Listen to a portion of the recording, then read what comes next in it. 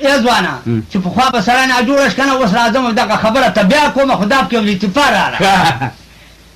چې پخوا به سړی ناجوړه شو نو دا رګ بره پخوانو ته نه معلوم چې ګنداوي وږ به ته به یې پېښې وی د ټول مړونده به یې ته لاس چاپېر کړه نو ته به یې ویلې زما ټوخی دې په دې کې مزه هر یو کې ستا ټوخی پخوان ازاد دی ښه و ته به یې ویل د خورغوږو سټې دغه د جمامې تخمه د مماڼو څوکې دغه سپېرکۍ کاږۍ لني ولې خو چې د خدای کنو به یې دا به یې ته وروښودو دغه دا شربت به یې ته جوړ کړ یو ټینګه لیټۍ به د مریض په خوله ور واړوله لکه سړی چې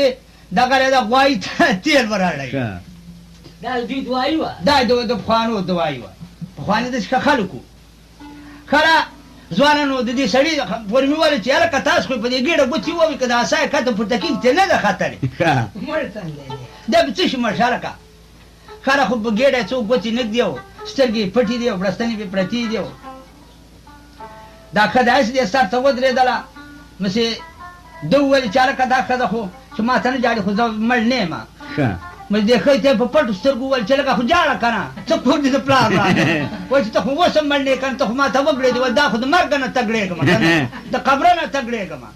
یا سړی خدای قرآن ته ګوره مړ نه یې ما مه جړوه وایي چې ته ما ته ژوندي نه معلومه وي زه چې ژوندی وم چې تیزه نه وی او نه دې زما سره لګېدله دا جاړې په دې نه وایي چې ته خو ګړېږې نو څنګه زه تا ته وجاړم او ته خو وایي چې قبره نه تګړېږم که ښه ښځه چې لاړه یو او بل یې را خبر کړه چې را منډه کاغه درېتي ځای مړ دی چې خلک راغله او ویې ویل چې هلکه د قبره څه چل وکړي پخوا خیراتونه نه وو لا چې قبر یې له وایسته د خدای په حکم سو ویلم به تودې به ته به دې خېټه واچولې مارکین یې ترې تاو کړو د خدای په حکم سه چې هارون ډلې ور واخېسته دې دغه تادیرې ته دوه لارې تړلې دي یوه وویل چې هلکه به دې کوزه ځو وره کوزه پرېږده به دې بره دا بره نه دا کوزه خلا ده سرابه لکه به دې بره ځو دا را پاڅېد په کټ کې ول منګه چې مخکې ژوندي وو په دې بره لار بسلو چې لاس یې واله ور ستا د پلار لور وغی مو خو ته وایه چې مړ نه یې که نه دود چې مې وایه تبصره د مارکینه دا مارکې دا کپن خو څوک چا کې نه ګڼي خو هیلۍ چې هیلۍ چې ولوېده دغه بې پردې یم شه خپل هم د غریب نه کار شو مړم خدای نه کړ اوس به نور څه دمکې او دمکو پر دکان زرین خان سره ملاوي ګران اورېدونکو دا لتې د پټه به د زرین خان سره ملاویږي په څلورم لمبر دکان کې په کباړي بازار کې او بل چا سب غره بیخي نشته له ځان اسی په مکړه وي کوي کنه زرین نه به وړي او بیا با تا غړه کړي د نرزوي خیر هغه درې ورځې ګورې نم کیږي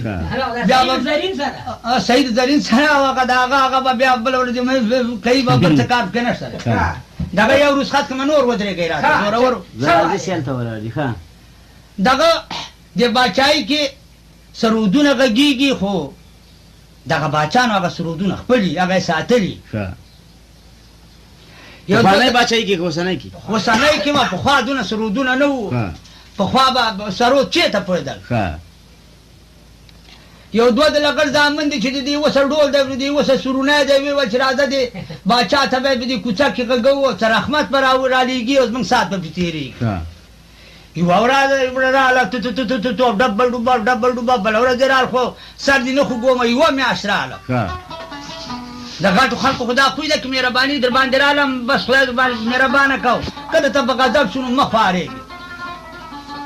د باچا وویل چې هلکه دا څوک دي دا بېدیا دا غوږونه یې رانه وخوړله او دا ډب ډب یې ښي چا ورته وویل چې صاحبه دا ډمان دي ورمنډه که دا ډمان راوله که دوی ما د سم نه کړله نو زه به باچا نه یم بیخي د هارون چا ته پر غضب پسې لاړ ورته ویې ویل چې باچا غوږ ته هسته یو دغه وکړئ دا زر راشئ هغه وړه کې دا راغلی چې څرخمت یې راغلی دی انعام ګیلې راکوي خو په منډه ورړو چې باچا ته ورنږدې شو په هغه خولکه کې بیا خوله کېښوده تو هلکول مې څنګه وه درته وایم چې پورې خوله راځه په خوله کې د دانه وکېږه چې راغله او کېناستله بس باچا امر وکړل دغه وکړئ دا نوکرانو ته یې وویل چې داسې څه وکړئ چې وژنې یې مه ورکې کوئ هسې خونې را باندې اوړي خو دا څه اسباب چې غږی دی په دې کونه ورته ومنډئ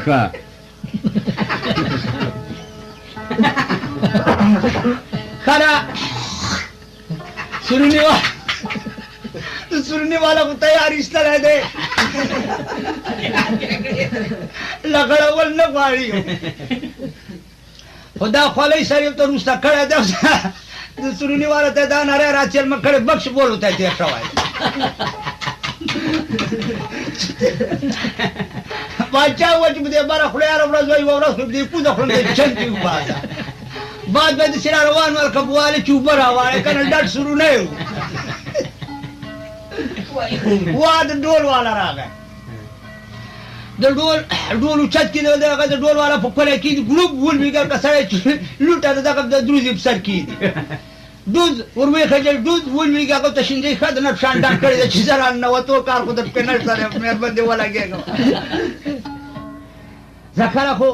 یو ساعت چې وشم چې د باچا رقم ړکې راغی ویل چې داسې وکئ چې دا شیونه چې څه شیونه دي نو او کوم لوښی راوړی دی د دوی دا د غږولو دا ورته د سرو نه ډک کړي رسخت یې کوي ځکه چې ته ورک شي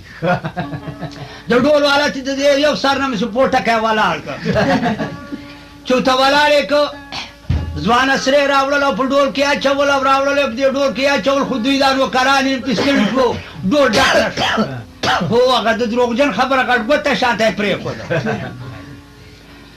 د سورني والا وار شو چې تراخ کا سید ستن والی او بیت دې راکاږي خود کی ویا باچان متي چې ته چا د پلان په چانه سورني وباسي په دې خولۍ سر کې تر واچول خدای نه ختنګ پنګي وخت چې په نشپک دانې واخستل مس خولې ډاکا ټول ولزا سورني والا و چې ستا په میرمن ولګما د ګټې خو دې د ایمان ګډ نه او دغه بد دراله ولي وسلو کته ما نور وګه غولې نو زبر د ډم زوی نه ها دغه ټوکا ټوکا یو بل موکا یو بل خبره ما ته کوم خو تاسو یارانو نه وځي بیا بیا هلي ولاړی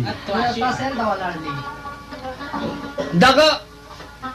اچا کې شوم شتاره په ګیدړ پسکن کې شوم شتاره ورشه ویني سپه غره کې چې شوم ګیدړ دی ولید ونی و داله کې پاکه خړلې په دغه خړلې احتاسي د بلې وسای راله مسالو کې شوم سړی چې د نه پیژاند ځوانه دار پوز ساري هر وخت د شي و چې ته وګین چې د کانه په لګېدل دی خره دی مولانو کې یو خو چې پاته مولاو هغه لوی نه و چا په امامتي د چندان نه پوره کولاو بل ورځ دې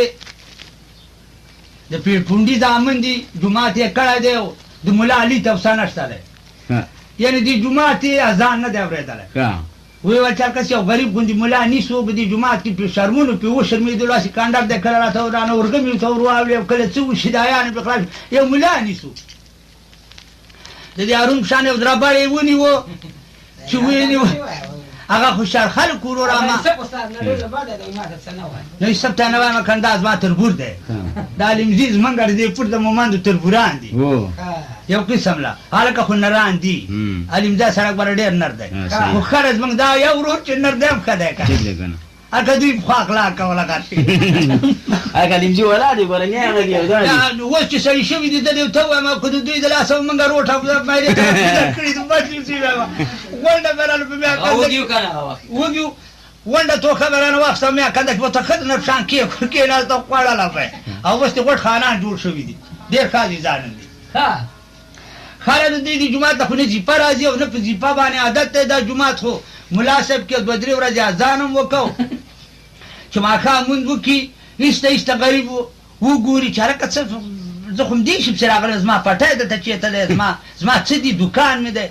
او خدای دې غل کې دا خو مړی لیته تبدان مړی خو ما دې جمعه کې نه خوړ خره خو دای ول چې سبا ماجیګر به مساله کوم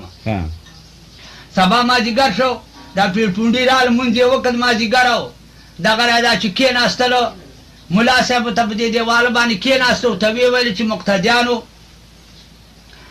دغه راځه د دې دنیا او د دې وخت پالنه وکړي خو د اخرت بم څه کوي